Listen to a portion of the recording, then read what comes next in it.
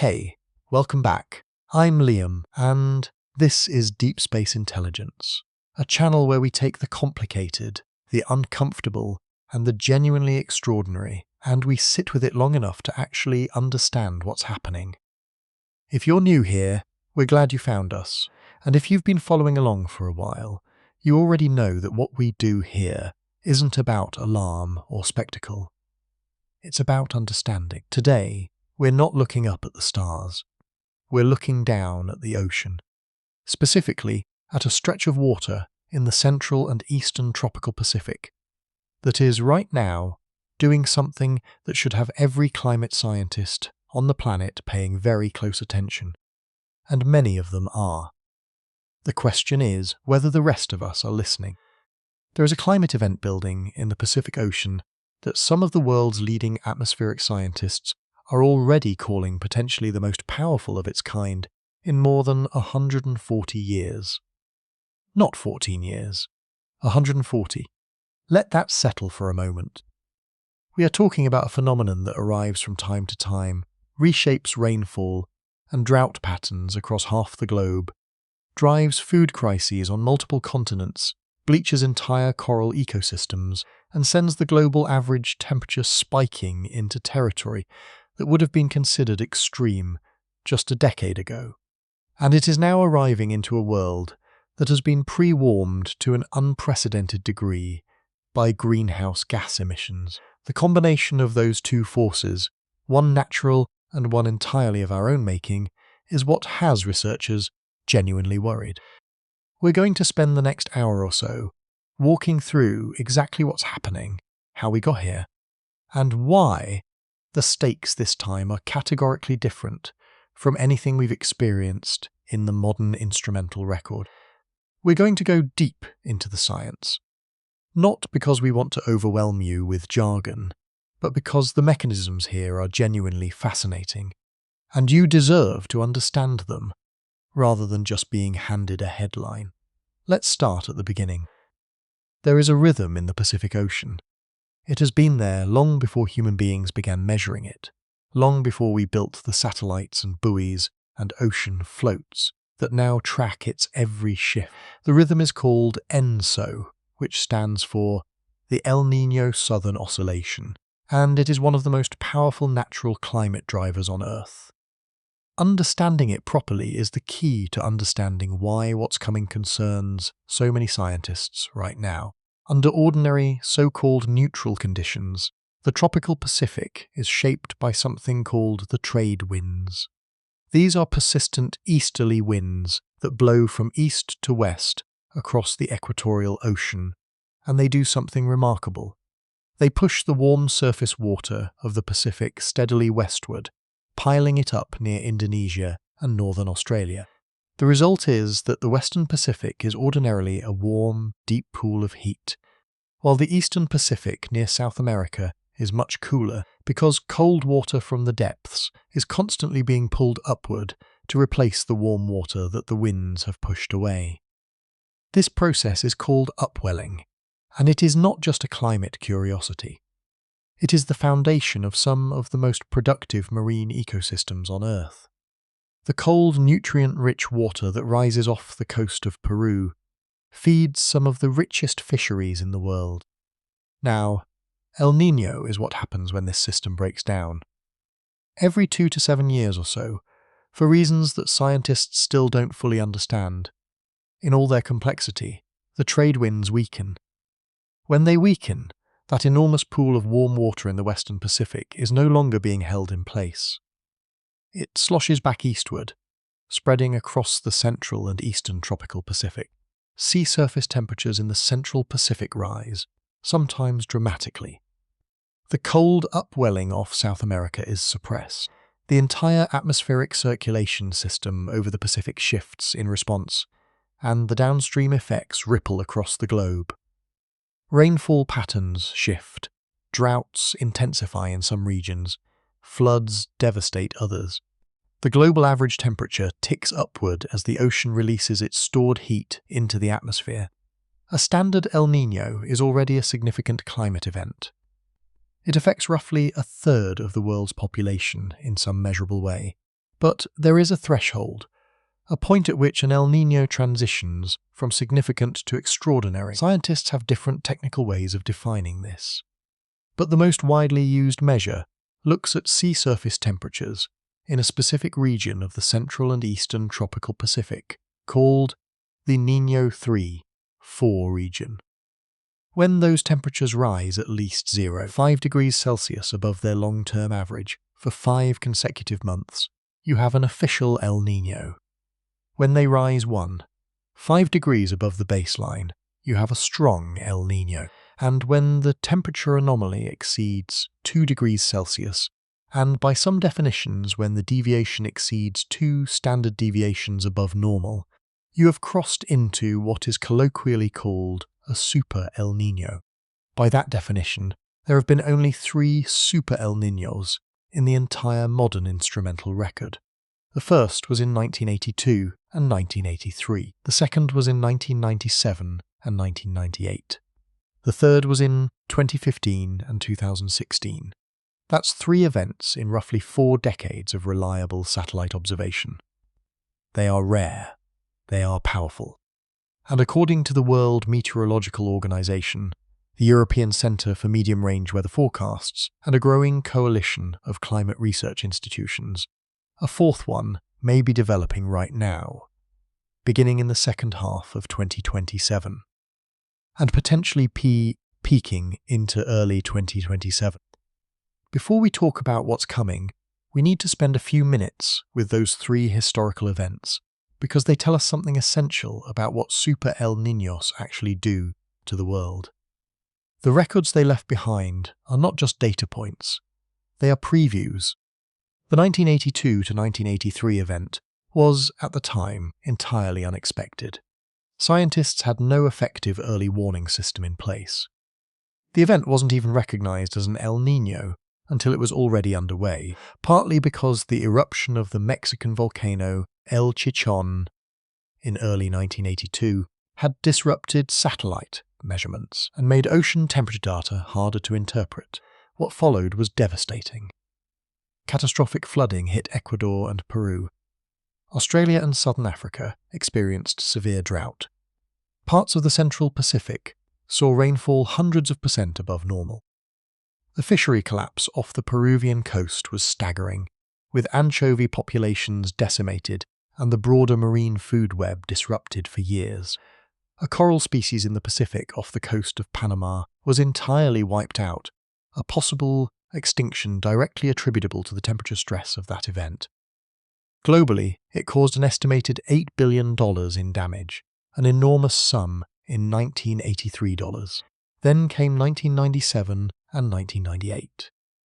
The event that the scientific community, for a long time afterward, simply referred to as the climate event of the 20th century. Sea surface temperature anomalies in the Niño 3-4 region peaked at more than 2.5 degrees Celsius above average, according to NASA. The impacts were global and severe. The 1997 to 1998 El Niño was eventually linked to more than 20,000 deaths and $36 billion in infrastructure damage worldwide, according to the United Nations.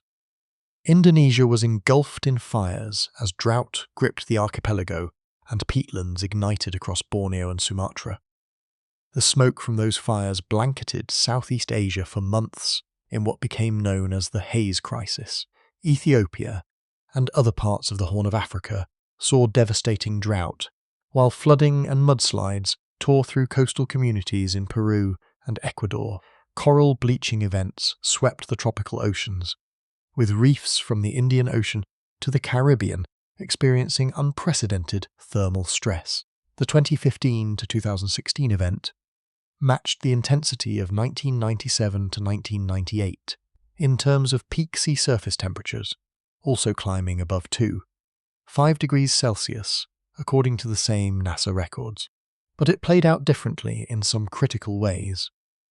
And those differences revealed just how much the underlying state of the planet had changed in the intervening 18 years.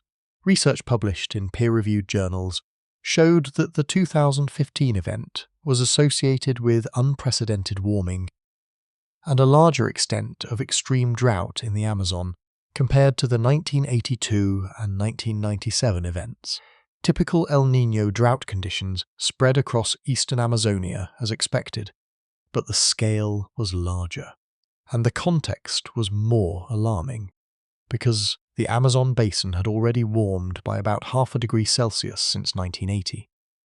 The forest was going into this heat event with less resilience than it had in the 1990s. The coral bleaching triggered by 2015 and 2016 was by many measures the worst ever recorded. The 2015 to 2016 El Niño instigated what a peer-reviewed meta-analysis in PLOS One described as unprecedented global coral heat stress across the world's oceans. The Great Barrier Reef, the Coral Triangle, the reefs of the Indian Ocean, vast stretches of the Central Pacific, all suffered bleaching events of a severity that had never been seen before. These were not just short-term aesthetic events. Bleaching kills.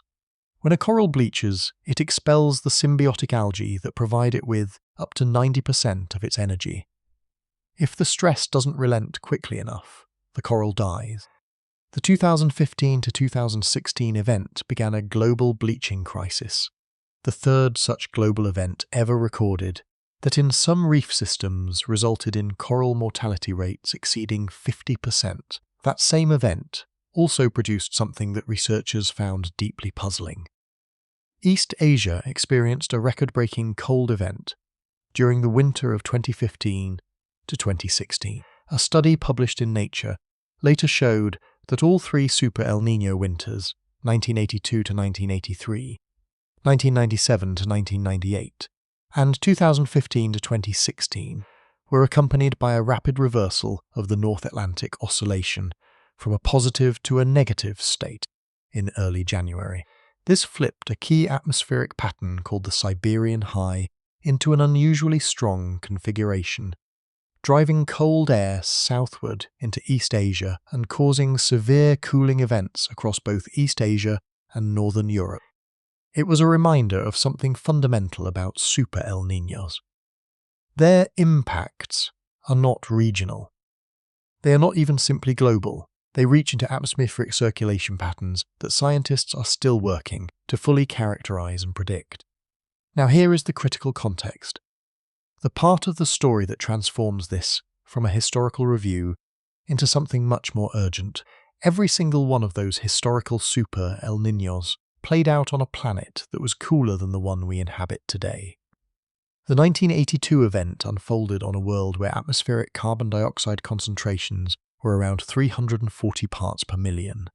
When 1997 peaked, CO2 was approaching 365 parts per million. By 2015 and 2016, it had climbed past 400 parts per million for the first time in at least 800,000 years. Today, as we record this in 2026, atmospheric CO2 sits above 425 parts per million, and total greenhouse gas forcing from all sources is higher than it has ever been in human civilization. What this means, concretely, is that every El Niño now arrives into a world that has already been pre-warmed. The baseline temperature of the planet is higher. The ocean is hotter to begin with. The atmosphere contains more energy, and so when an El Niño releases additional heat from the Pacific Ocean into the atmosphere, it is doing so on top of a foundation of accumulated warmth that has no historical parallel. The effects are amplified. The damage potential is greater, and the recovery time, the period after an El Niño fades and the planet cools slightly, is compressing because the background warming never stops. The numbers tell this story clearly.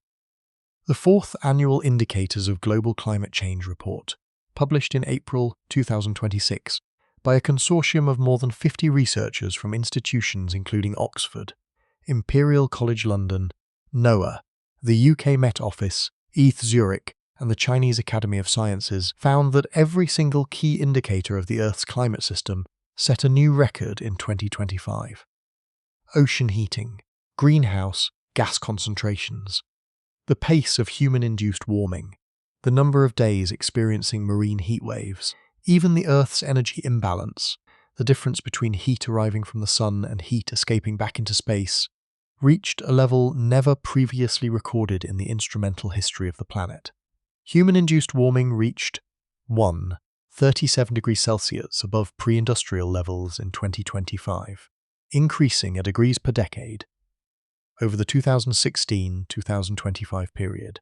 Greenhouse gas emissions hit an all-time high of 54, 6 gigatons of CO2 equivalent per year, averaged over the 2015 to 2024 decade. The past 3 years, from 2023 to 2025, averaged more than 5 degrees Celsius above pre-industrial levels, according to the Union of Concerned Scientists. The Paris Agreement's aspirational target of keeping warming below 1.5 degrees Celsius, a number chosen because it represents a threshold beyond which certain climate impacts become dramatically harder to manage, was not just briefly breached. It has become the new floor, and into this already superheated world, a new El Niño is now building. As of late April 2026, NOAA's Climate Prediction Center has issued what is formally called an El Niño Watch, indicating that conditions are favorable for El Niño development within the next 6 months. The probability of El Niño emerging during the May to July 2026 window is assessed at 61%, and the likelihood remains high through the end of the year. The World Meteorological Organization issued a statement in late April 2026, noting that sea surface temperatures in the equatorial Pacific are rising rapidly and that climate models are now strongly aligned on El Niño onset. The chief of climate prediction at WMO, Wilfran Mufuma Okia, stated that there is high confidence in the onset of El Niño, followed by further intensification in the months that follow. NOAA's own assessment includes a 25% probability of the event becoming very strong, which in their technical classification corresponds to a Niño 3, 4 anomaly exceeding 1.5 degrees Celsius.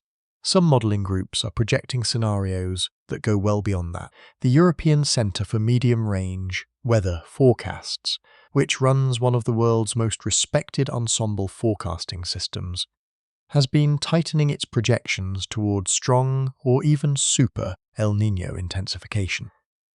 A Washington Post analysis published in early April 2026 noted that the ECMWF ensemble range has narrowed since January, and the projected intensity has actually increased, which is the opposite of what normally happens as models approach the so-called spring predictability barrier.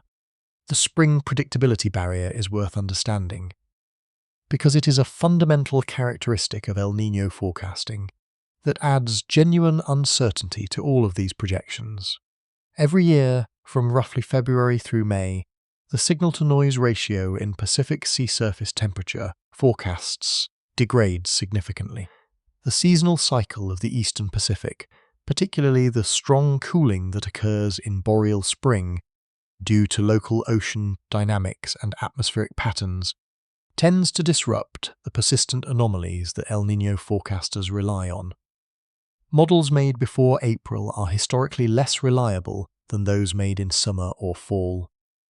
This is why forecasters have traditionally been cautious about calling strong events in the spring months. What makes the current situation unusual, and what has attracted significant scientific attention, is that the forecast signal has not degraded as the spring barrier approached. If anything, it has strengthened. A report from Bainey and Telenews, summarizing the state of the science, noted that the spring predictability barrier is being watched closely, and that this year's signal is unusual in that rather than fading as the barrier approaches, the forecasts are strengthening. That pattern, researchers say, reflects genuine underlying physical conditions rather than modelling noise. The ocean heat content in the subsurface equatorial Pacific has been building in a way that is consistent with a major warming event developing into the second half of the year. Professor Paul Roundy, an atmospheric scientist at the University of Albany, has described what happens during a super El Niño in terms that make the physical mechanism viscerally clear. El Niño, he explained, occurs when the warm water that has built up in the western Pacific effectively sloshes to the east and replaces the normally cold water with warmer water. A Super El Niño condition occurs when that warmer water essentially erases the cold tongue. The cold tongue is the stripe of cool upwelled water that normally extends westward from the South American coast along the equator. When a Super El Niño erases it entirely, the thermal contrast that drives so much of the tropical circulation disappears. The atmosphere above the Pacific has to reorganize itself around an entirely different sea surface temperature pattern, and that reorganization sends waves of atmospheric disturbance propagating into the mid-latitudes, reshaping rainfall and temperature patterns thousands of miles from the Pacific itself. It is worth pausing here to note something. I want to be straightforward with you about the nature of what we're presenting. We research these topics carefully, and every data point and scientific finding you'll hear in this documentary is drawn from peer-reviewed research, official agency reports, or statements from credentialed scientists. But this is a domain of genuine scientific uncertainty, and some of the projections we're discussing involve probability ranges, not certainties. NOAA, the WMO, and the ECMWF are not saying a Super El Niño is inevitable. They are saying the conditions are consistent with one developing, and the odds are rising. We encourage you, as we always do, to go and look at the primary sources. NOAA's Climate Prediction Center publishes its ENSO forecasts publicly, as does and form the ECMWF. Read the science for yourself and form your own assessment. With that said, let's continue.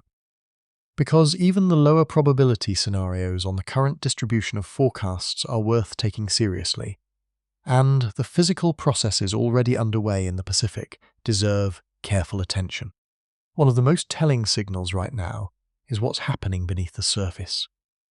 El Niño doesn't just emerge from the sea surface. It has deep roots in the subsurface thermocline, the boundary layer between the warm upper ocean and the cold deep ocean. When subsurface heat content in the western and central equatorial Pacific builds up over months or years, it creates a reservoir of warmth that can eventually propagate eastward along the thermocline as what oceanographers call a Kelvin wave. These are not waves in the ordinary surface sense. They are enormous, slow-moving undulations in the thermocline itself, carrying heat eastward along the equator through the deep body of the ocean. When a Kelvin wave reaches the eastern Pacific, it raises the thermocline and allows warm water to spread upward toward the surface, suppressing the cold upwelling and warming the surface temperatures dramatically. NOAA's ENSO analysis has documented positive subsurface temperature anomalies developing in the equatorial Pacific in early 2026, following a period of negative anomalies that characterized the recent La Niña. The transition from La Niña to neutral and then toward El Niño involves exactly this kind of subsurface recharging. The western Pacific warm pool accumulates heat during La Niña, and when conditions shift and that heat begins propagating eastward, the stage is set for the warming event. The 2026 situation is also being influenced by another factor that doesn't get nearly enough attention in public discussions of El Niño. The background temperature of the global ocean has reached record levels. Marine heat waves, which are defined as periods when sea surface temperatures in a given region exceed their 90th percentile value for at least 5 consecutive days, have become dramatically more frequent and more intense over the past decade. NOAA's climate indicators report documented a record number of marine heatwave days in 2025. This matters enormously for El Niño dynamics, because the warm pool that an El Niño draws on is already anomalously hot before the event even begins. When El Niño releases that heat into the atmosphere, it is releasing more energy than any previous event in a comparable phase of the ENSO cycle. Climate scientist James Hansen, one of the most prominent atmospheric scientists of the past half-century, told Inside Climate News that even a moderately strong El Niño during the next 12 to 18 months could drive the average global temperature to approximately 7 degrees Celsius above the pre-industrial level. Hansen expressed doubt that the world will meaningfully cool back below the 1.5-degree mark after the event fades. Some climate models, as cited by the Union of Concerned Scientists, show global temperatures briefly exceeding 2.0 degrees Celsius above pre-industrial levels in scenarios where a strong El Niño peaks later this year. That would be the first time in the entirety of recorded human history that the planet reached a monthly temperature anomaly that warm. Carbon Brief's projection for 2026 gives a best estimate annual temperature that is 147 degrees Celsius above the pre-industrial baseline, with the development of a strong El Niño substantially increasing the probability that 2027 sets an entirely new temperature record. To appreciate what those numbers mean in terms of real-world impacts, we need to understand the concept of climate teleconnections, which is one of the most important and underappreciated aspects of how El Niño affects the world. A teleconnection is a statistical relationship between climate conditions in geographically distant regions, mediated by changes in large-scale atmospheric circulation patterns. In simpler terms, it means that when the tropical Pacific warms dramatically, it doesn't just affect the weather nearby. It sends signals through a complex chain of atmospheric dynamics involving pressure gradients, jet streams, and Rossby wave propagation that alter rainfall, temperature, and storm patterns thousands of kilometers away. The teleconnection patterns associated with strong El Niños are well documented from historical events. Typically, a strong El Niño is associated with increased rainfall across the southern United States, the Horn of Africa, parts of Central Asia, and coastal regions of South America. It is simultaneously associated with drought across Australia, Indonesia, and parts of southern and southeastern Asia. It tends to weaken the Atlantic hurricane season because the increased wind shear over the Atlantic associated with El Niño suppresses tropical cyclone development. It affects the monsoon systems that billions of people in South Asia and sub-Saharan Africa depend on for their agricultural water. It alters the position of the jet stream over North America and Europe, changing the character of winter weather across large swaths of both continents. But a 2024 study, published in a leading climate journal, found something important and troubling about these teleconnections. As the world warms, the impacts of ENSO on weather patterns around the globe are expected to worsen. The regions whose weather changes as a result of El Niño can expect those changes to become more extreme under climate change. A groundbreaking study published in Nature found that El Niño will drive more extreme changes in regional ocean surface temperatures as a result of strengthening teleconnections. In other words, the connections between the tropical Pacific and distant climate systems are not weakening as the background climate changes. They are intensifying. This is alarming for a specific reason. The communities that are most vulnerable to El Niño's teleconnective impacts, the farming communities in sub-Saharan Africa that depend on reliable seasonal rainfall, the smallholder farmers in Indonesia and the Philippines who rely on predictable monsoon timing, the fishing communities along the Pacific coast of South America, whose livelihoods depend on the cold upwelling that El Niño suppresses. These are not the communities with the most robust adaptive capacity. The UN Environment Programme's 2025 Adaptation Gap Report found that international public adaptation finance fell to just $26 billion in 2023. Even as the cost of climate impacts rises sharply. Developing countries will need between $310 and $365 billion per year by 2035 just to prepare for the impacts that are already locked in.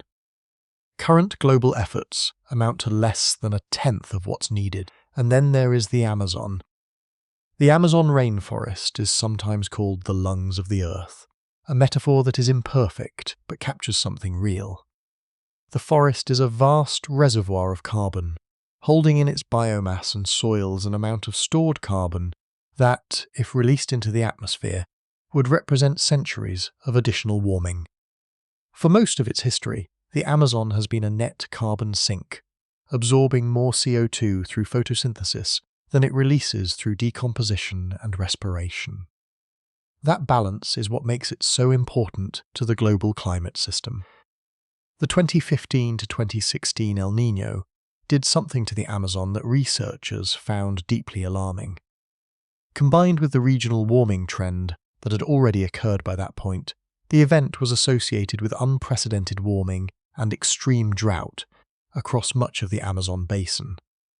The drought was not just a temporary stress. It triggered something that ecologists call a regime shift in certain forest regions, a transition from one stable ecological state to another. In practical terms, some Amazon forest areas that had historically been carbon sinks began releasing more carbon dioxide than they absorbed. For those regions, El Niño had temporarily flipped the Amazon from a carbon sink into a carbon source. Research published in the wake of the 2024 El Niño documented something even more concerning.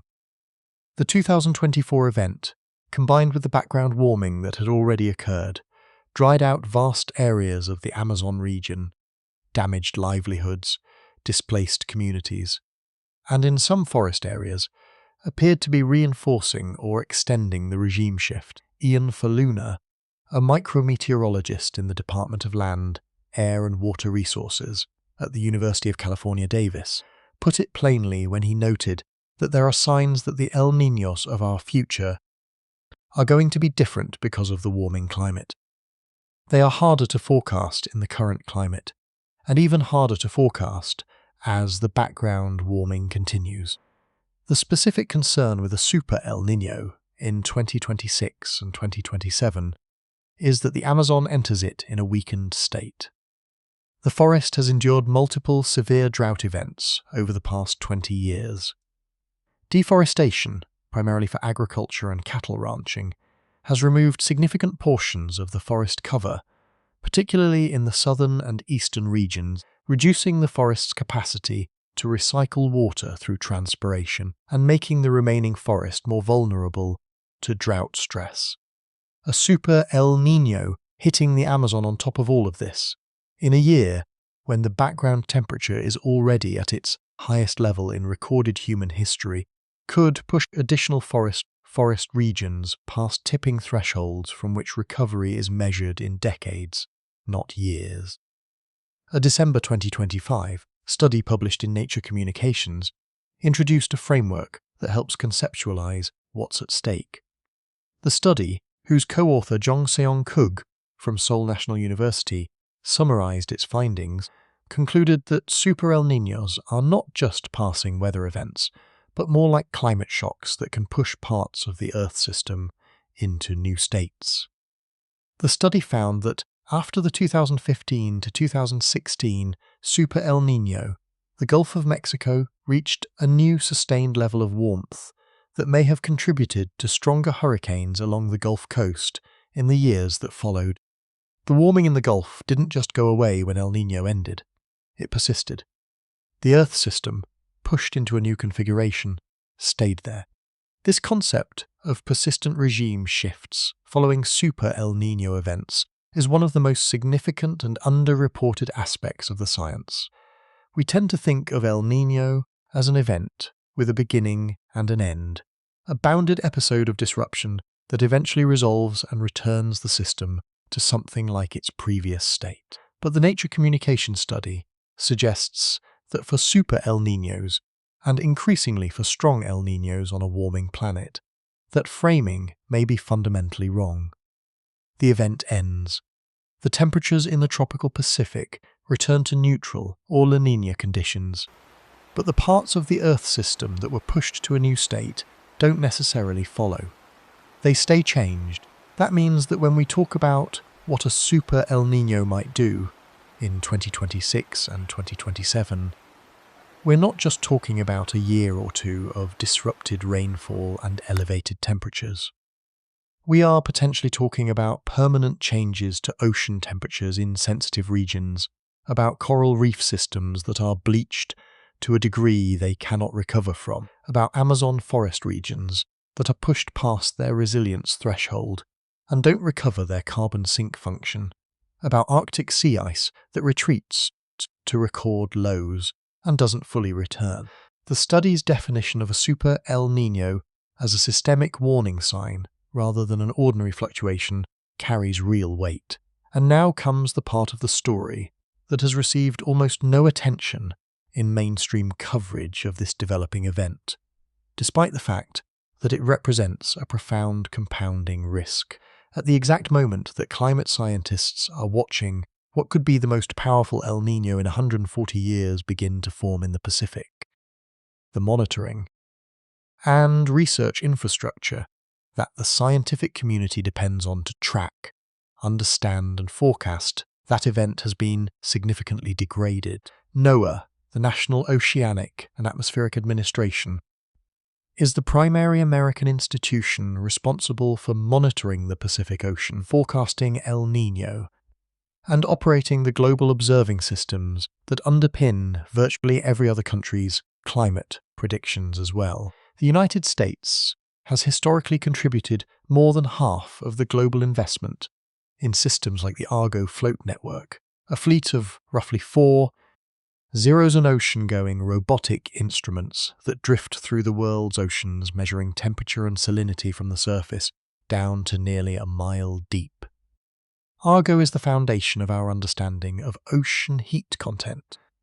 Without it, we would be flying partially blind into climate events, unable to track the subsurface thermal anomalies that precede and shape El Niño development. Since 2025, NOAA has faced funding cuts of a severity that the scientific community has described in unusually stark terms.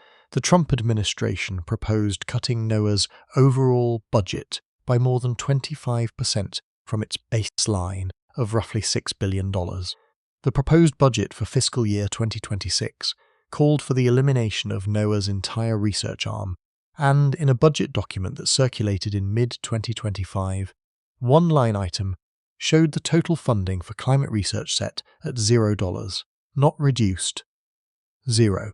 Hundreds of NOAA scientists were fired, some of them twice, in what multiple science observers described as an effort to systematically dismantle the agency's scientific capacity.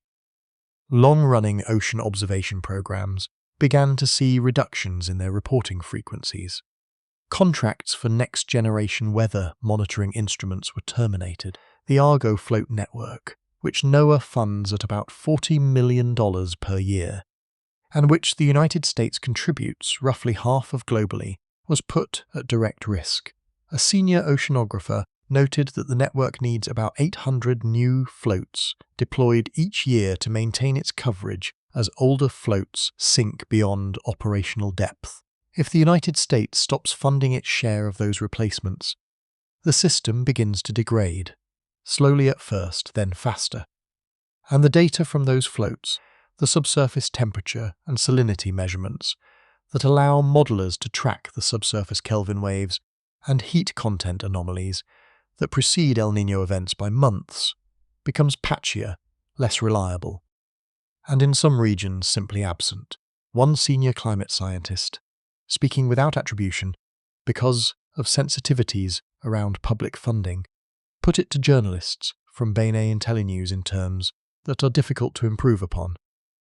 We are flying increasingly blind into an event that could be the most consequential climate driver of the decade. That framing, from someone inside the scientific community, watching both the event build and the observation network deteriorate, is not hyperbole. It is an accurate description of the situation. The irony is almost too pointed to absorb without a certain dark pause.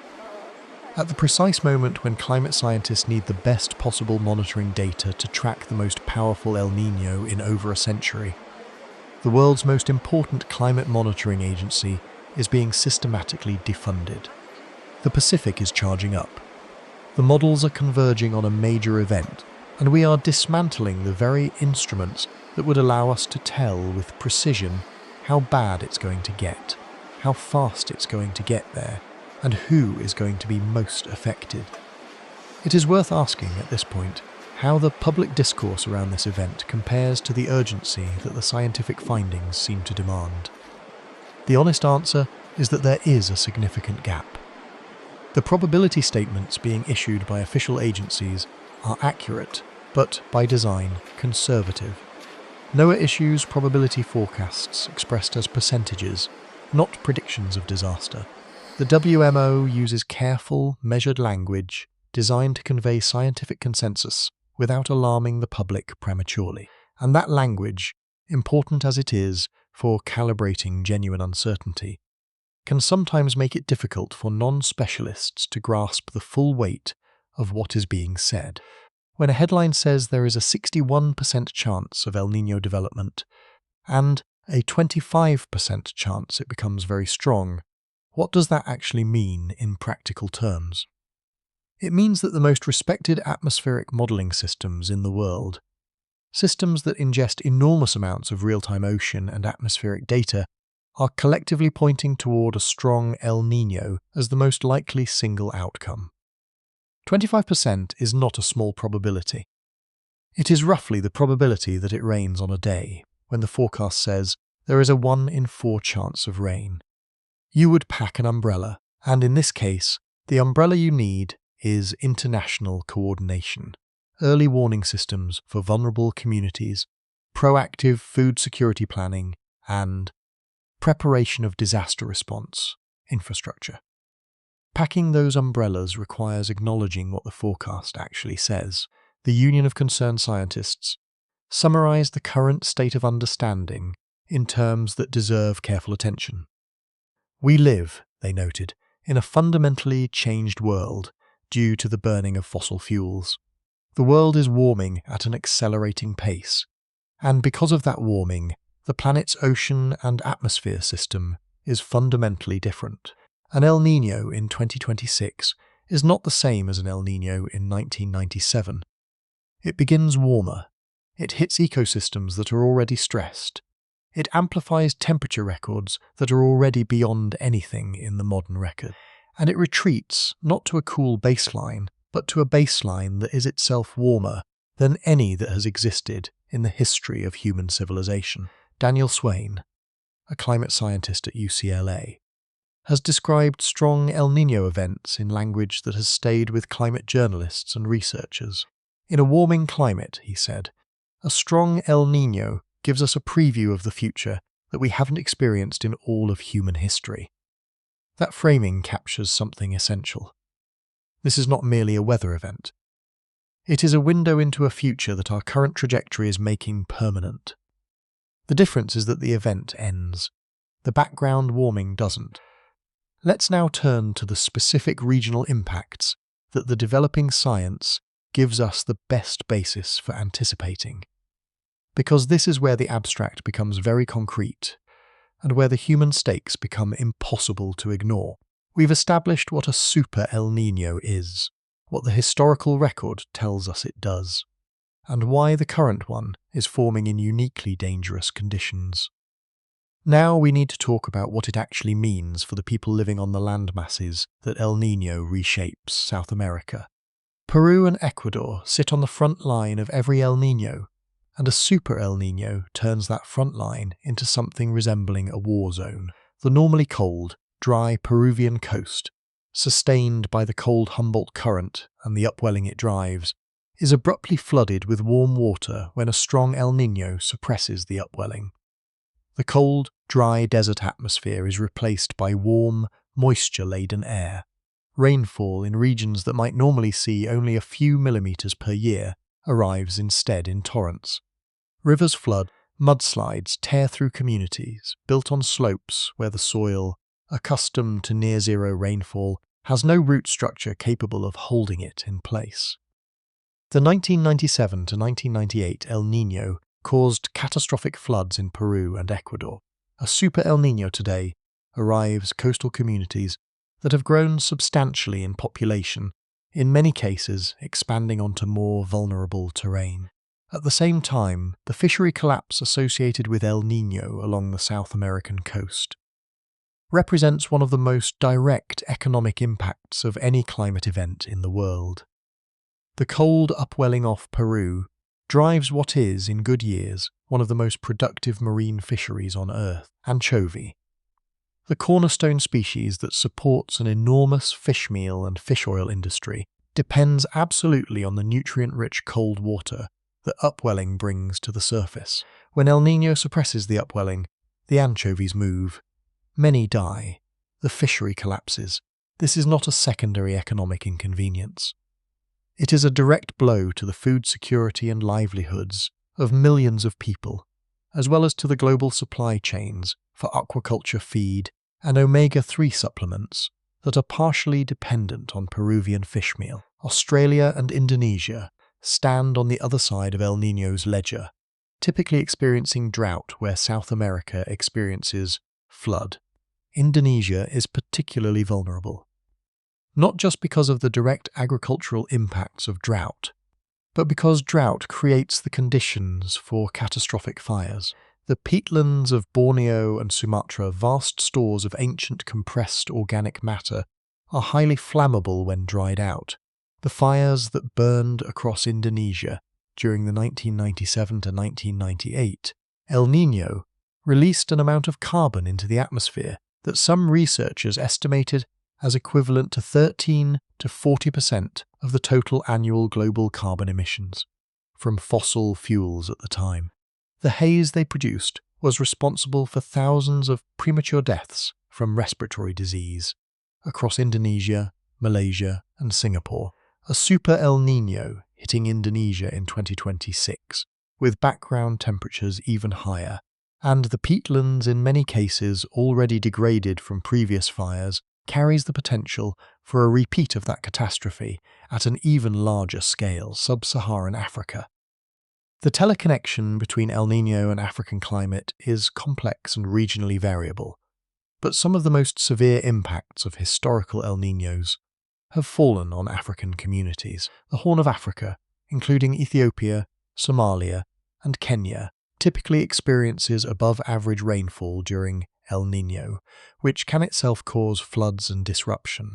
But the greater fear for 2026 is for Southern Africa and the Sahel. Southern Africa, including Zambia, Zimbabwe, Mozambique, and parts of South Africa, experiences drought during strong El Niños.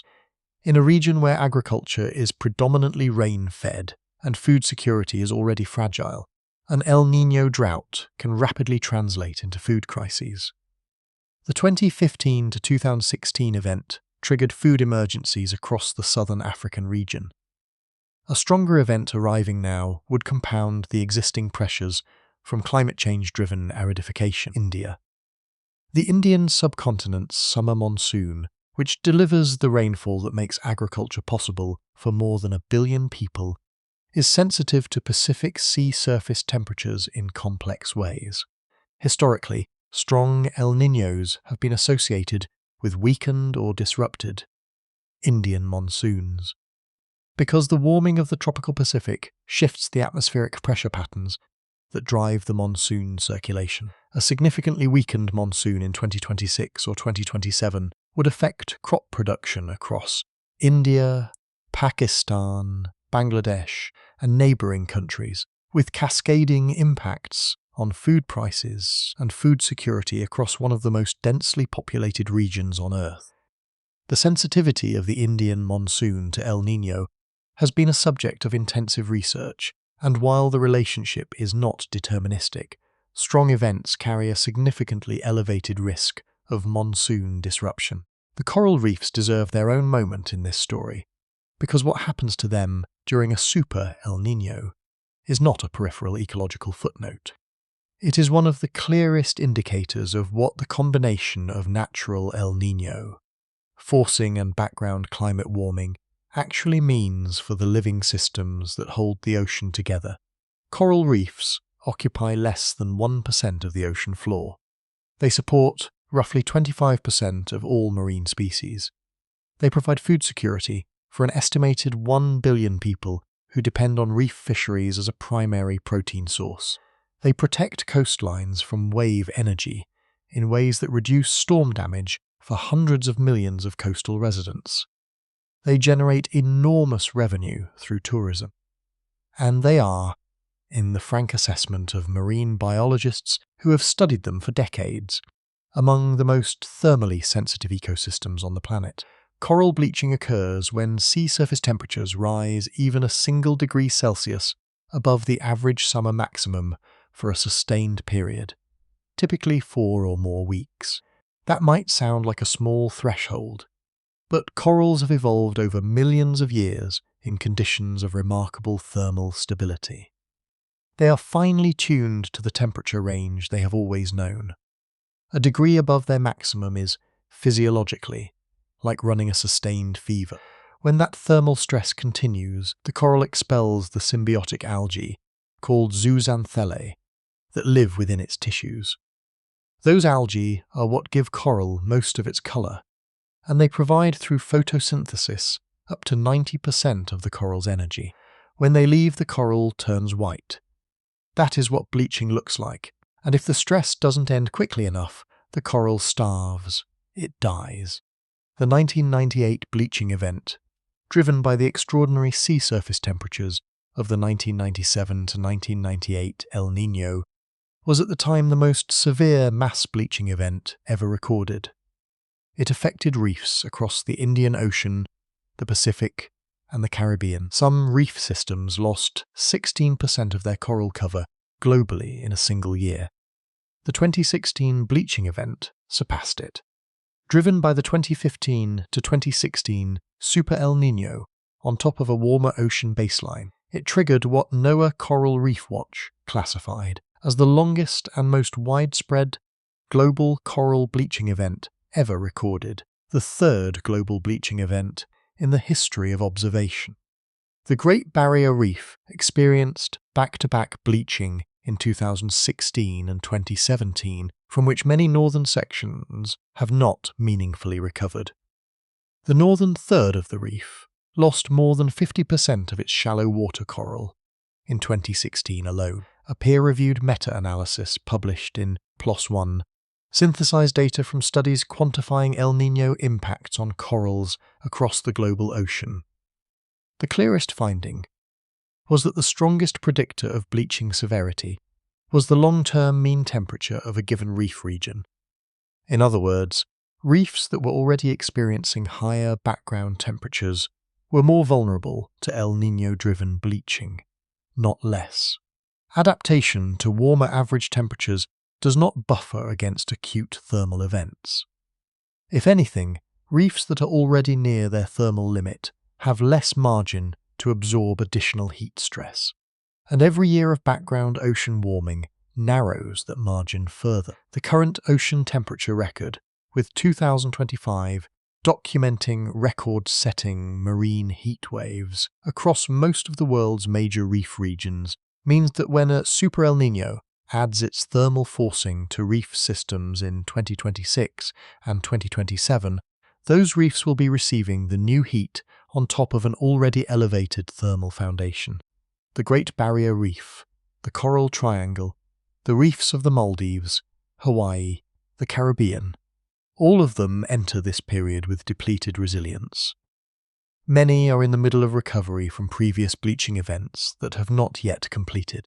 A Super El Niño arriving now could push significant portions of these reef systems past the threshold from which ecological recovery is possible in any human-relevant timeframe. The 1982 to 1983 El Niño led to what researchers have described as the possible extinction of a coral species in Panama. That was a single species in a relatively localized region. What a Super El Niño in 2026 could do to the biodiversity of tropical reef systems globally is a question that marine ecologists are actively grappling with, and the answers are not reassuring. Now let's turn to something that is discussed frequently in the context of El Niño, but rarely examined carefully enough: the relationship between El Niño and global food security. This is not an abstract concern. It is an immediate, measurable, and in some cases lethal vulnerability that hundreds of millions of people share and it operates through multiple simultaneous pathways. The most direct pathway is through agricultural disruption. El Niño alters rainfall patterns across major agricultural regions. In drought-prone areas like southern Africa, the Indian subcontinent, Australia, and parts of Central America, reduced rainfall during critical growing seasons means reduced harvests. In flood-prone areas like coastal Peru and Ecuador, excessive rainfall can be equally destructive, washing out crops, degrading soils, and rendering farmland inaccessible for extended periods. The combination of impacts across multiple major agricultural regions simultaneously creates conditions for global food price spikes. Because commodity markets for staples like maize, wheat, and soy respond to supply disruptions wherever they occur. During the 2023 to 2024 El Niño, scientists with the Famine Early Warning Systems Network projected that excessive and insufficient rainfall in different regions would affect crop yields and leave approximately 110 million people in need of food assistance. That event, with sea surface temperature anomalies of roughly 0 degrees Celsius, was strong but did not reach the Super El Niño threshold. During the 2015 to 2016 Super El Niño, the United Nations Office for the Coordination of Humanitarian Affairs reported in April 2016 that 60 million people across Africa, Asia, the Pacific, and Latin America needed food assistance due to weather extremes. A Super El Niño in 2026 to 2027, arriving into a world of higher background temperatures, and against a backdrop of food systems already strained by climate change, drought cycles, and geopolitical supply chain disruptions, carries a serious risk of food assistance needs that exceed both of those figures. The second pathway runs through fisheries. We've already discussed the collapse of the Peruvian anchovy fishery, but the impacts extend further. El Niño disrupts fisheries across the tropical Pacific, the Indian Ocean, and coastal regions around the world, because it reshapes the thermal and nutrient structure of ocean waters that fish populations depend on. Coral reef fisheries, which provide protein for 1 billion people, are directly threatened by the bleaching events we discussed. Tuna populations, which are a critical food and economic resource for Pacific Island nations, shift their distributions significantly during El Niño events, often moving outside the exclusive economic zones of the nations that depend on them. The economic and food security impacts of fishery disruption during a Super El Niño are diffuse, affecting communities across dozens of countries, and they compound the agricultural disruptions on land. The third pathway is less obvious, but in some ways the most alarming from a long-term perspective. El Niño events have a documented relationship with the spread of infectious disease. This is not coincidence. It is mechanism. Extreme weather events create conditions, flooded standing water, disrupted sanitation systems, population displacement, malnutrition that weakens immune systems, that favour the transmission of certain pathogens. Malaria, cholera, dengue fever, Rift Valley fever, and other vector-borne and waterborne diseases have all shown elevated incidence following strong El Niño events in affected regions. A 2000 study in Science established a correlation between ENSO warm events and cholera outbreaks in Bangladesh. Research linking dengue fever outbreaks in Southeast Asia and the Pacific to El Niño has been published in multiple journals. The mechanism in dengue's case involves the way that drought conditions in some regions concentrate standing water sources, creating ideal breeding habitat for the Aedes mosquito that transmits the virus, while simultaneously concentrating human populations around those water sources. It would not be accurate or fair to suggest that these disease connections are fully deterministic. They are probabilistic, shaped by local public health infrastructure, sanitation capacity, vector control programs, and many other factors. A strong El Niño does not automatically produce a disease outbreak, but it raises the baseline risk, sometimes substantially, in exactly the populations that are already most vulnerable and least served by robust public health systems. And then there is the fire dimension. We touched on Indonesia and the peatland fires during the 1997 to 1998 El Niño. But the relationship between El Niño and fire risk extends well beyond Indonesia, and in a world of elevated background temperatures and accelerating vegetation die-off from heat and drought stress, it is an increasingly critical part of the story. Australia's fire seasons have been intensifying for decades.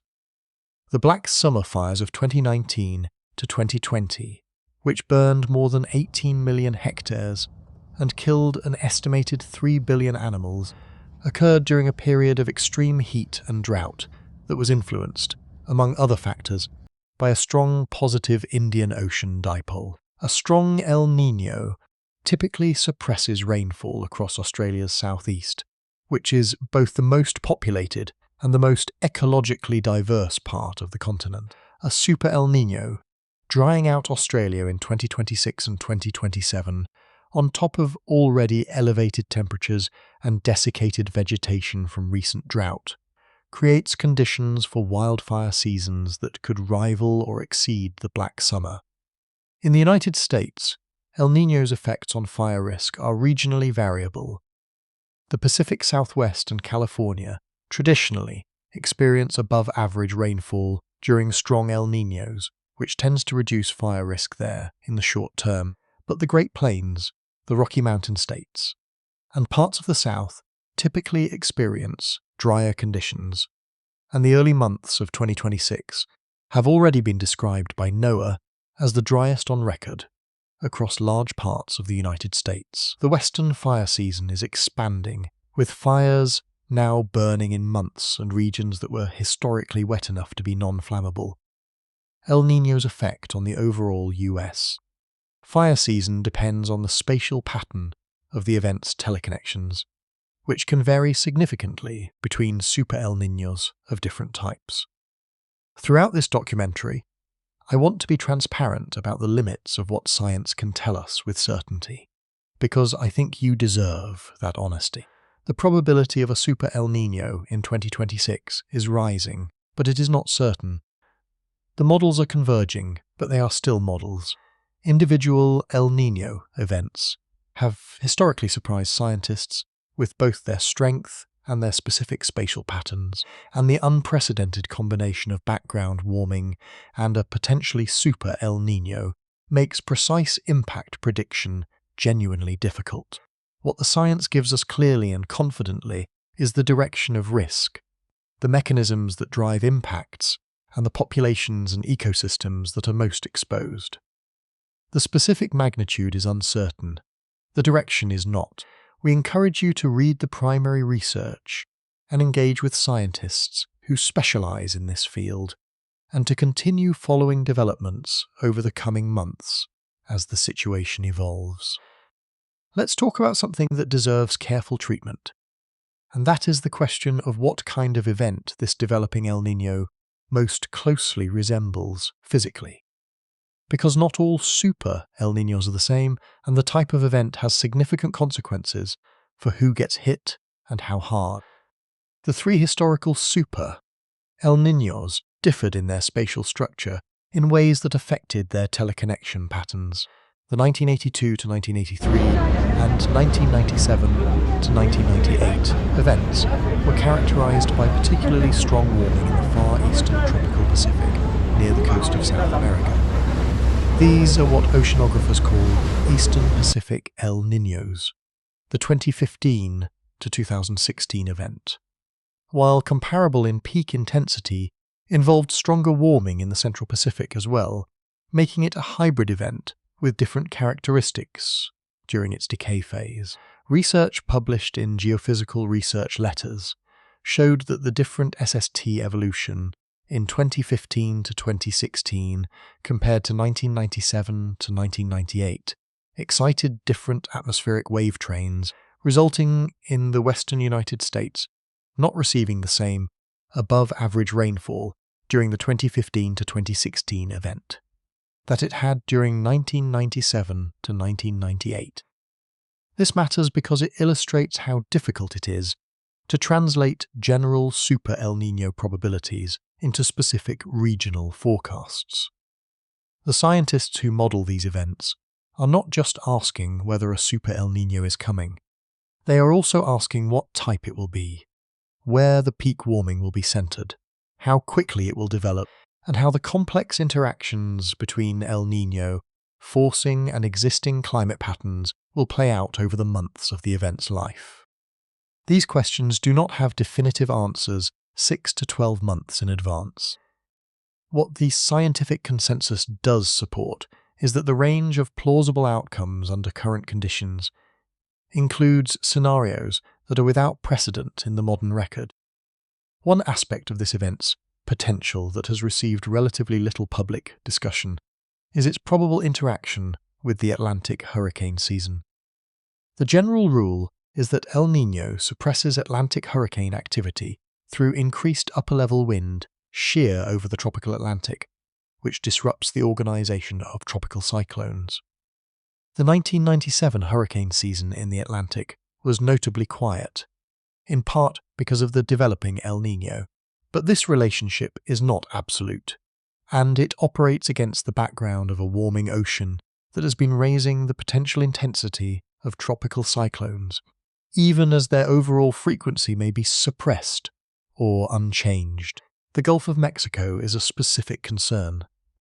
The Nature Communications study we discussed earlier found that the 2015 to 2016 Super El Niño contributed to a persistent regime shift in Gulf of Mexico temperatures to a new higher baseline.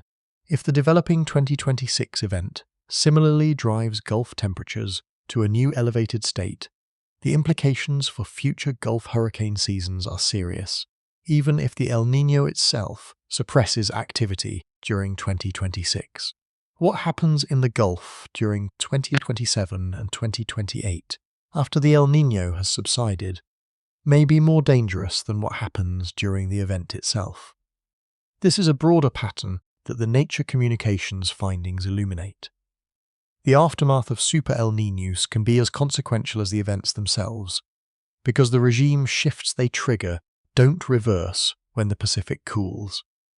Ocean temperature anomalies that establish themselves in the Gulf of Mexico, the Indian Ocean, or the Western Pacific during a Super El Niño can persist for years, altering hurricane tracks, coral bleaching risk, monsoon patterns, and the frequency of marine heat waves in ways that compound the original event's damage across an extended timeframe. We should also talk about what's happening at the poles, because El Niño's relationship with polar ice is another underappreciated dimension of the current situation. Sea ice in both the Arctic and Antarctic has been at or near record lows entering 2026. Carbon Brief's quarterly climate assessment noted that Arctic sea ice extent peaked in March to a square kilometres at 14, a statistical tie. 29 the record low set the previous year. Relationship tie with the record Los Hyoanic Piatsian. The relationship between El Niño and polar sea ice is complex and involves multiple atmospheric and oceanic pathways. But there is evidence that strong El Niños can influence the atmospheric circulation patterns that affect ice extent in both hemispheres. Low Arctic sea ice matters for a reason that goes beyond the immediate habitat loss for ice-dependent species. The Arctic is warming roughly 3 to 4 times faster than the global average, a phenomenon called Arctic amplification. As sea ice retreats, the dark ocean surface that is exposed absorbs far more solar radiation than the reflective white ice it replaces. This positive feedback loop, the ice albedo feedback, accelerates Arctic warming independent of El Niño, but El Niño can deliver additional pulses of atmospheric warmth into the Arctic through teleconnection patterns that further depress ice extent and accelerate melt. In a year when Arctic sea ice is already at a record, low entering the summer melt season, a super El Niño, delivering additional atmospheric heat to the Arctic, could produce sea ice lows that have cascading consequences for the atmospheric circulation patterns that govern weather across the northern hemisphere. The jet stream, that river of fast-moving air in the upper atmosphere that guides weather systems across the northern hemisphere, is weakening and becoming more wavy as the Arctic warms. A wavy jet stream means weather systems, both warm and cold, become more persistent. Heat waves last longer, cold snaps last longer, drought and flood events become more entrenched and more severe. There is active scientific debate about exactly how strongly and consistently El Niño contributes to this jet stream behaviour, but the evidence from historical Super El Niños, particularly the documented NOAA phase reversal, that accompanied all three Super El Niño winters and the associated cold spells across East Asia and Northern Europe, suggests the link is real and significant. The timing of the developing 2026 El Niño is also worth examining, because El Niño events have a seasonal phase locking that shapes when their global impacts are felt most strongly. El Niño events almost universally peak during the boreal winter, typically in the November to January period. If an El Niño develops from a neutral base in May to July 2026, as the current consensus forecast project, it would be expected to intensify through the second half of 2026 and reach its maximum intensity around the end of the year and into early 2027. This seasonal timing means that the event's peak teleconnective impacts in the Northern Hemisphere would be felt during the winter of 2026 to 2027. The Southern Hemisphere, which includes Australia, Southern Africa and South America, experiences its most severe El Niño impacts during its own winter and spring, meaning the austral spring of 2026 could be particularly severe. There is a 3-month lag, well established in the climate literature, between the peak of El Niño conditions in the tropical Pacific and the maximum global surface temperature response. If the event peaks in December 2026 or January 2027, the global temperature maximum would be expected around March to April 2027. The models that project a possible temporary exceedance of 0 degrees Celsius of global warming are pointing to that specific window as the period of greatest risk. Climate models, as cited by the Union of Concerned Scientists, show some scenarios where global monthly temperatures briefly touch or exceed 0 degrees Celsius above pre-industrial in that timeframe. That is not a certainty. It is a scenario that the physics of the system makes plausible, and it is a scenario that has no precedent in the history of instrumental measurement. It is worth spending a moment with what 0 degrees Celsius of global warming actually means, because it is easy to reduce these numbers to abstract benchmarks. 2 degrees is not double the impact of 1 degree. The climate system is not linear. At 2 degrees of global warming above pre-industrial, the IPCC's assessments project the near total loss of coral reefs worldwide, not partial loss. Near total.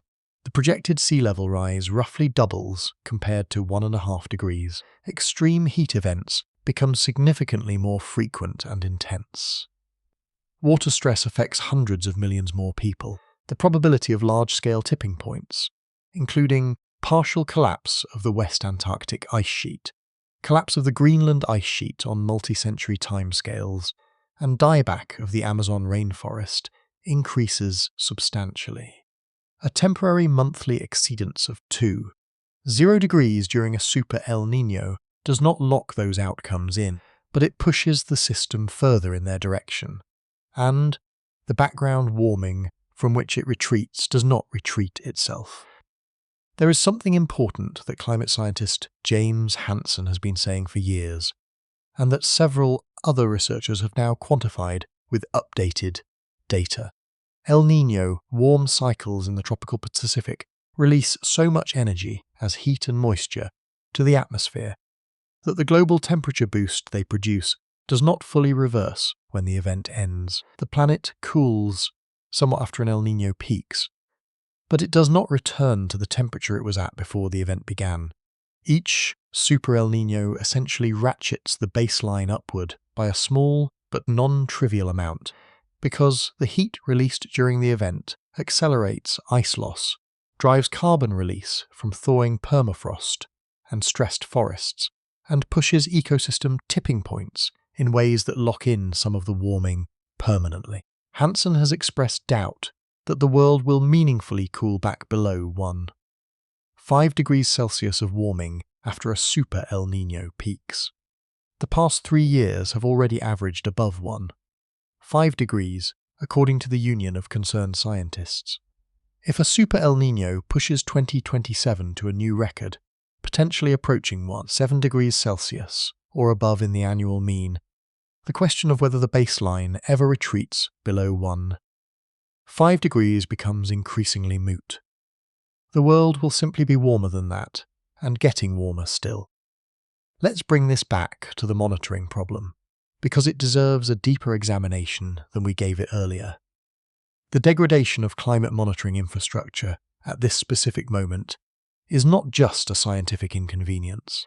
It has direct consequences for the accuracy of the warnings that vulnerable communities receive, and for the ability of governments and international agencies to plan and respond.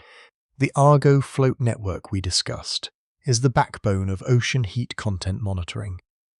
At its operational peak, the network deployed around 4,000 floats globally, covering most of the world's ocean basins, with sensors that measure temperature and salinity from the surface to depths of around 2,000 meters, roughly 1.25 miles.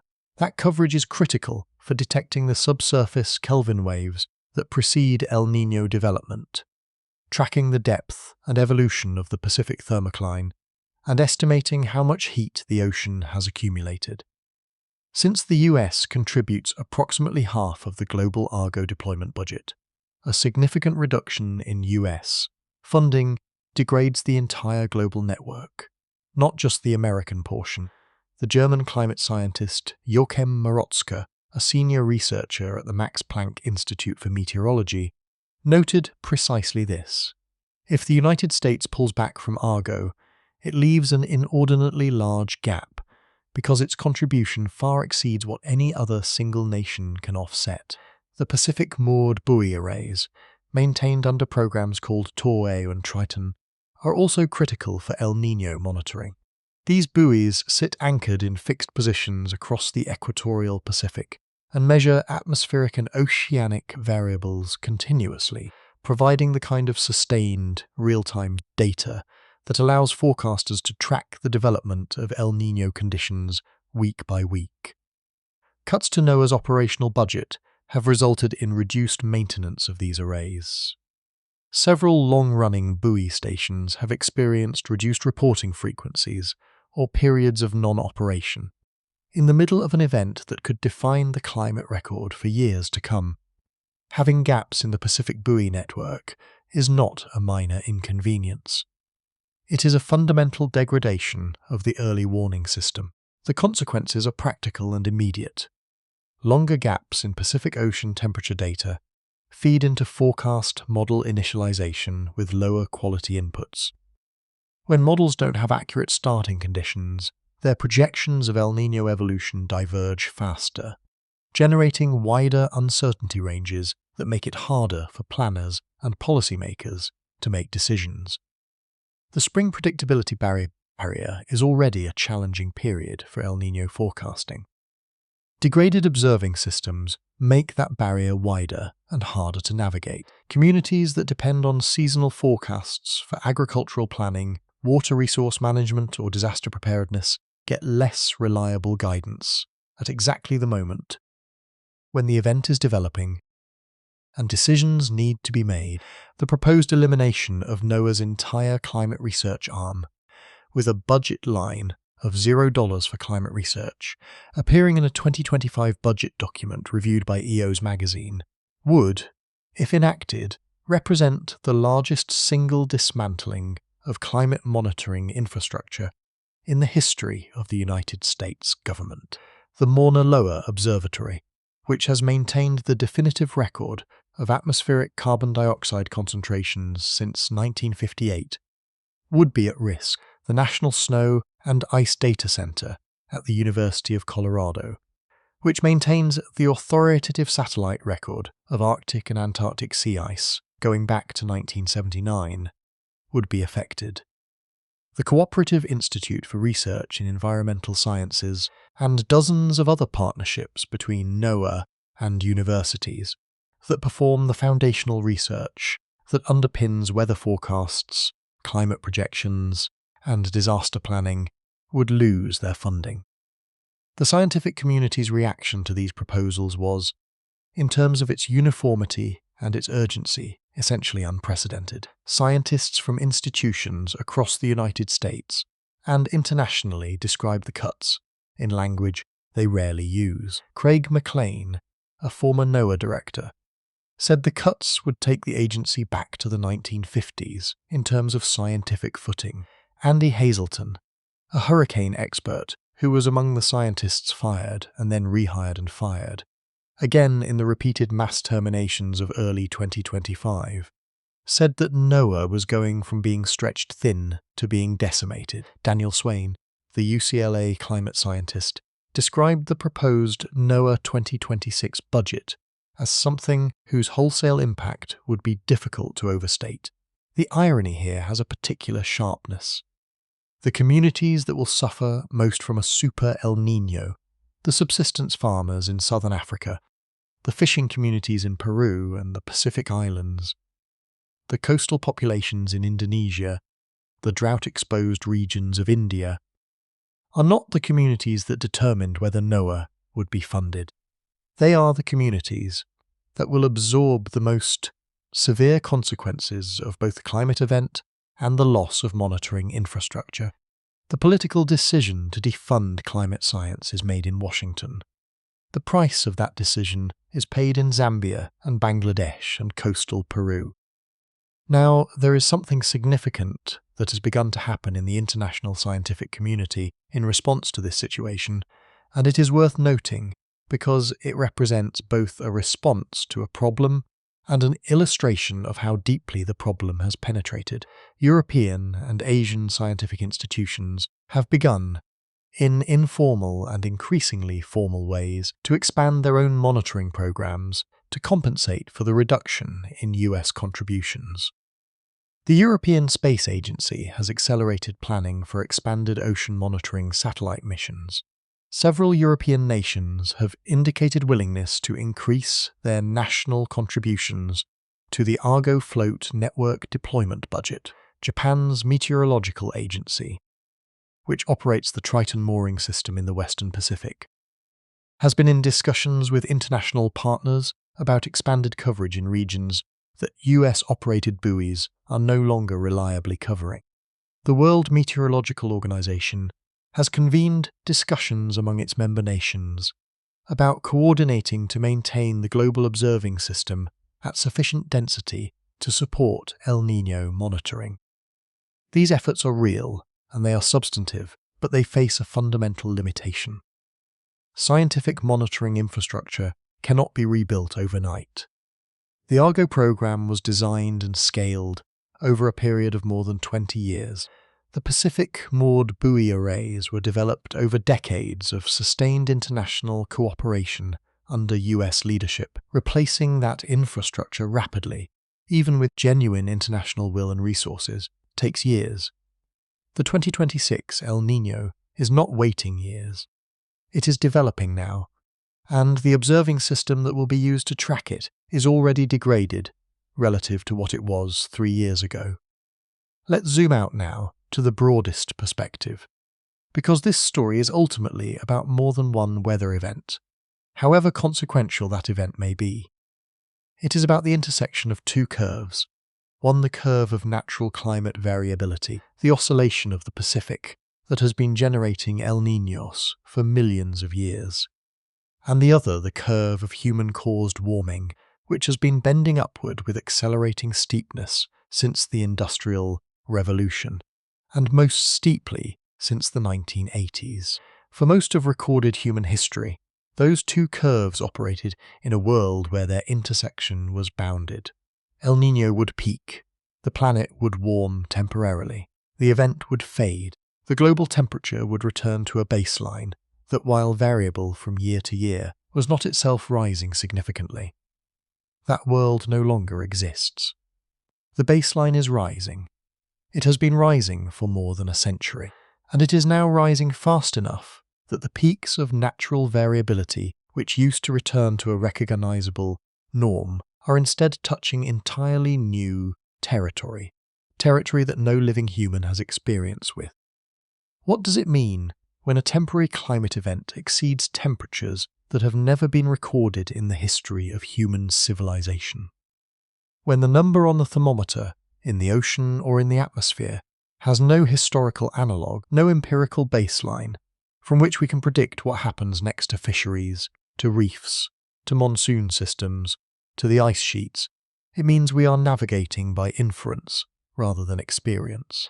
The climate models that scientists use to project these impacts are enormously sophisticated.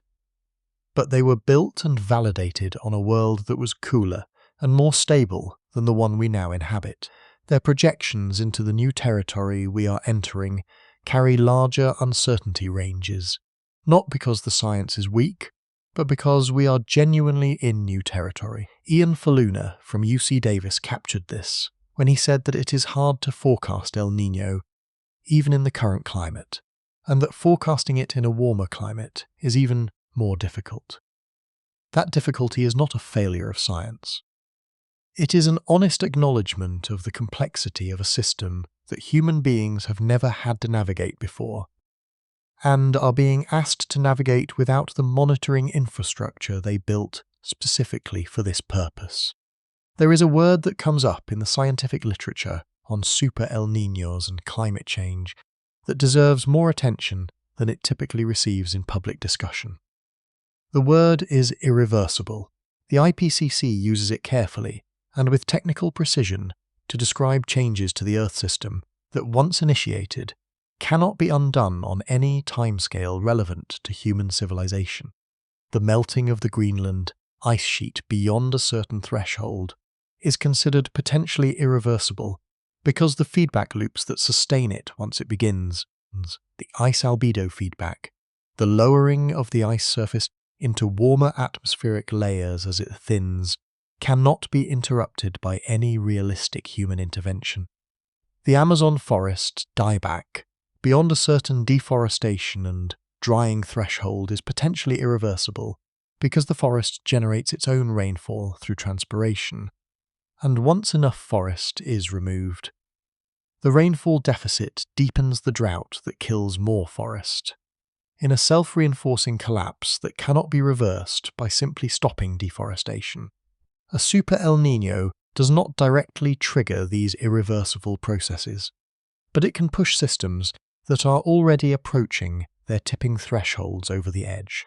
The Amazon entered the 2023 to 2024 El Niño in a state of stress from previous droughts, from ongoing deforestation, and from decades of background warming. A Super El Niño in 2026 to 2027 will hit a forest that is in a still more weakened state. If sufficient additional forest area is pushed into carbon source territory, and if the drought stress kills enough trees in the transition zones between intact forest and deforested land, the process of savanization of parts of the eastern Amazon may become self-sustaining. The forest would not need further El Niños or further deforestation to continue contracting. The loss of internal moisture recycling, the higher temperatures, and the degraded soil structure would do the work on their own. This is the scenario that most concerns tropical ecologists working on the Amazon.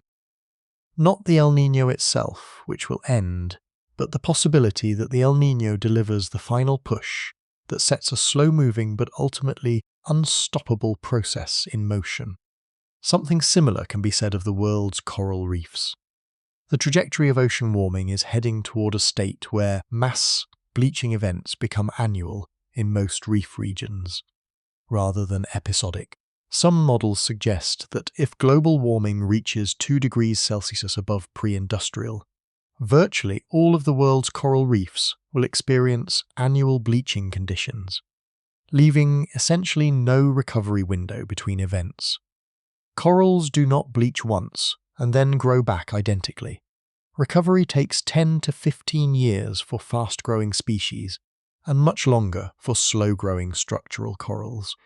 If bleaching events come every year or every 2 years, as they will at 2 degrees of global warming, the reefs cannot recover. They die, permanently. On any human-relevant timescale, a Super El Niño in 2026 does not take us to 2 degrees of permanent global warming.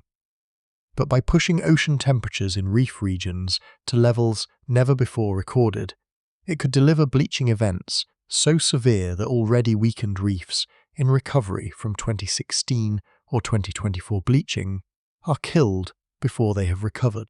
Reefs that might have survived to a world of 2 degrees warming, having had time to partially adapt to gradually warming waters, are instead killed by a supercharged pulse event that is too rapid and too intense for any biological response to accommodate.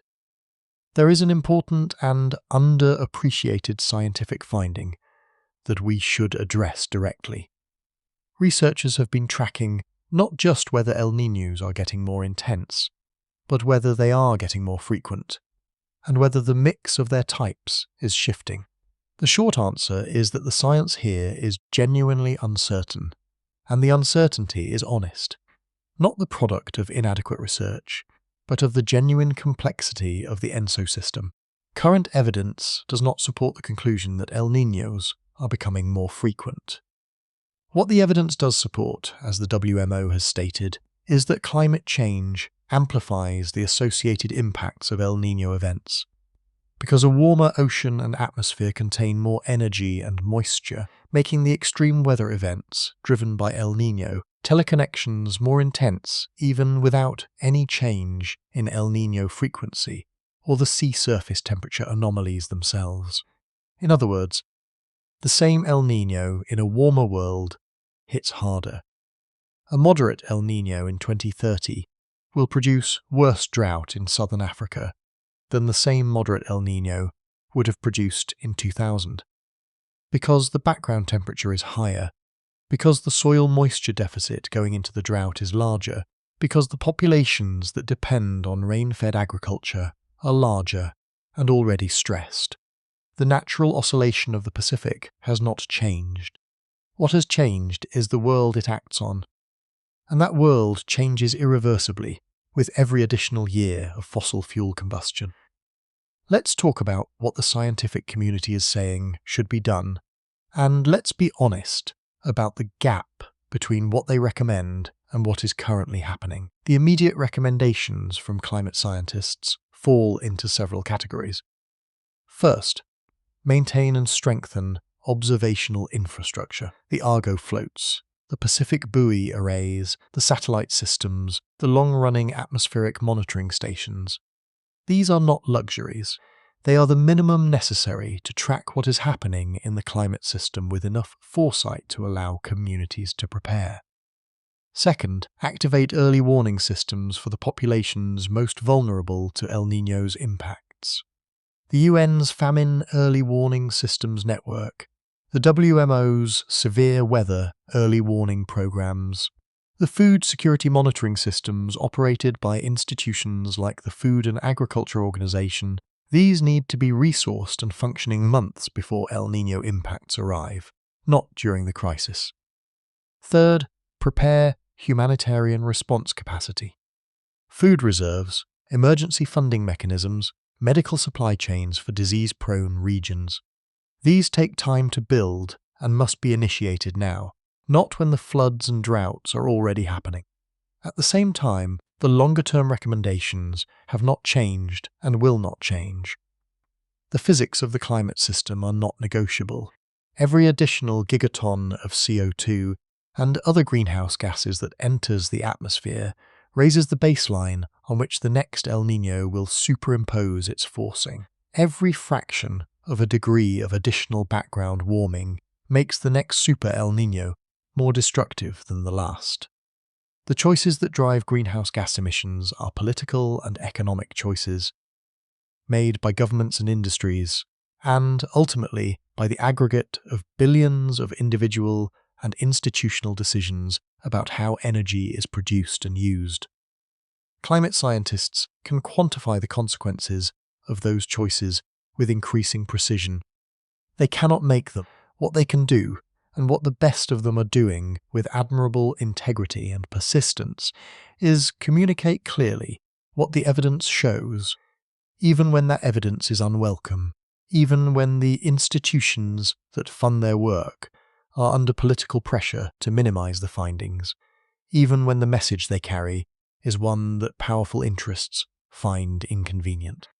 The statement from one unnamed senior climate scientist that we are flying increasingly blind into an event that could be the most consequential climate driver of the decade carries more weight, precisely because it was spoken to someone who understands both the event and the system that is supposed to be watching it, and who chose honesty over comfort. We've spent a considerable amount of time in this documentary walking through hard science and difficult realities. Before we close, I want to make something clear about how we think about this subject at Deep Space Intelligence, and about what we hope you take away from this conversation. We do not present this material to frighten you, and we are genuinely committed to accuracy, which means being honest when scientific projections carry uncertainty. A Super El Niño is the most likely single outcome of the current trajectory in the Pacific. But it is not certain. Its specific strength, spatial pattern, and teleconnection impacts cannot be predicted with precision this far in advance. The monitoring situation is concerning, but international scientific institutions are working to compensate. There are real vulnerabilities, real risks, and real uncertainties, and you deserve to have all of them laid out honestly, rather than having any piece exaggerated or minimized for effect. What we believe strongly is that an informed public, one that understands the actual science, the actual mechanisms, and the actual stakes, is far better positioned to engage with these issues constructively than one that either dismisses them or is paralyzed by a distorted sense of catastrophe. The science of El Niño, of climate teleconnections, of ocean heat content, and its relationship to global temperature, of the ways that background warming amplifies natural variability. This is accessible and important, and it belongs in the public conversation. Not just in academic journals, not just in agency reports that most people never read. Here, we do ask, as we always do, that you treat what you hear here as one well-researched input among many. The primary sources are available to you. NOAA's ENSO page is public. The WMO publishes its Global Seasonal Climate Update monthly. The papers by Cook and colleagues in Nature Communications. The PLOS ONE meta-analysis on coral bleaching and El Niño. The work on ENSO teleconnection intensification under warming. All of it is accessible. We encourage you to read the research, follow the scientists who do this work, and form your own considered view of what the evidence shows. That is the only honest way to engage with questions this consequential. Let's close with the broader frame, because it is the one that matters most. The Super El Niño that is building in the Pacific right now is a natural event. El Niño has been part of the Earth's climate system for millions of years. Indigenous fishing communities in South America had names for it before European scientists measured it. It has disrupted civilizations, driven migrations, shaped the rise and fall of ancient societies across the Pacific Basin.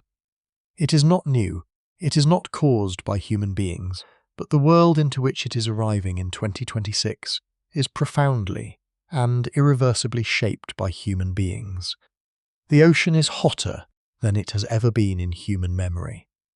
The atmosphere contains more heat-trapping gas than it has in at least 800,000 years. The ecosystems that will absorb El Niño's impacts, the coral reefs, the tropical forests, the semi-arid grasslands and farmlands, are all more stressed and less resilient than they were when the last Super El Niño arrived. The monitoring systems that track El Niño's development and allow communities to prepare are being degraded at the precise moment they are most needed, and the political will to address the underlying driver Of all of this, the unceasing addition of greenhouse gases to the atmosphere from the combustion of fossil fuels remains insufficient to change the trajectory. What does all of this add up to? It adds up to a moment of genuine consequence. A natural oscillation that has always been powerful is now arriving amplified against a warmer background, hitting weaker ecosystems, monitored by a degraded observing network, in a world whose political and institutional responses to climate risk are measurably inadequate. That combination is what scientists mean when they say this event is potentially the most consequential climate driver of the decade. It is not hyperbole. It is a sober assessment of where the numbers lead. This does not mean the situation is hopeless. It means the situation is serious and demands serious attention. The communities most at risk can still be reached with early warnings. Food security planning can still be initiated in the months before El Niño peaks. Humanitarian response capacity can still be pre-positioned. The observing network can still be partially strengthened through international cooperation. None of these things are beyond the capacity of the institutions that exist precisely to do them. What they require is the same thing that good science requires, and that good decision-making always requires: an honest assessment of what the evidence actually shows, the willingness to act on that assessment before the crisis arrives, and the humility to acknowledge that the world is not behaving according to a convenient script. The Pacific is warming, the models are converging, the spring predictability barrier is passing, and the signal is not fading. Somewhere between now and the end of 2026, with a probability that scientists put at over 60% and rising, El Niño will officially declare itself in the tropical Pacific. And sometime after that, with a probability that is lower but no longer small, it will cross the threshold that makes it not just a strong El Niño, but a Super El Niño, the strongest in recorded history, arriving in the hottest world in recorded history. We'll be watching it closely here on Deep Space Intelligence, bringing you the science as it develops, and the context that makes it possible to understand what the numbers actually mean. Thank you for spending this time with us. Thank you for caring enough to engage with questions this difficult. The world is complicated, and the science of it is worth understanding. Stay curious, stay informed, and we'll see you in the next one.